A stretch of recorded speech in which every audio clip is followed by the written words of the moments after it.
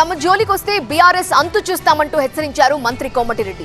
దాంతో గులాబీ పార్టీ నుండి అంతే ధీటుగా కౌంటర్ పడింది. తెలంగాణ ఉన్నంత కాలం బీఆర్ఎస్ ని ఎవరూ టచ్ కూడా చేయలేరన్నారు జగదీష్ రెడ్డి. నువ్వేం మాట్లాడుతున్నావు కేటీఆర్? ఈ గవర్నమెంట్ 6 నెలల పడిపోద్ది, అలా బావోడు ఉన్నాడు 6 ఫీట్ల పొడుగుండగానే ఆయన దమాకు గురగలే, సంవత్సరంలో పడిపోద్ది ఆడంటాడు. అంటే ఏంది ప్రజాస్వామ్యంలో ఎంతసేపు ఎమ్మెల్యే కూరుడు అలవాట? మేము అనుకుంటే నెల రోజులలో 39 మంది ఎమ్మెల్యేలు టీఆర్ఎస్ని 39 ముక్కలు చేస్తా నేను. మాకు అలవాటు లేదు.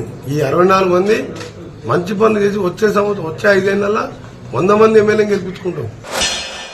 బీఆర్ఎస్ ను ముక్కలు చేయడం నీ తను కాదు, నీ తాత తరం కూడా కాదు. చాలా మంది పోయిండ్రు. టీఆర్ఎస్ పుట్టినాడు పిడికెడు మందుతోని ప్రారంభం చేసిండు కేసీఆర్ గారు. ఆదిలోనే గొంతు నొక్కేస్తా అని చెప్పి ఇప్పుడు మీ బాసు చాలా మాట్లాడింది అయ్యాల. ఆ తర్వాత ఆయన పోయి మీ బాస్ రాజశేఖర రెడ్డి ఆయన వచ్చి కూడా ఖతం చేస్తా అన్నాడు. ఆయనతో ఉండగాలేదు.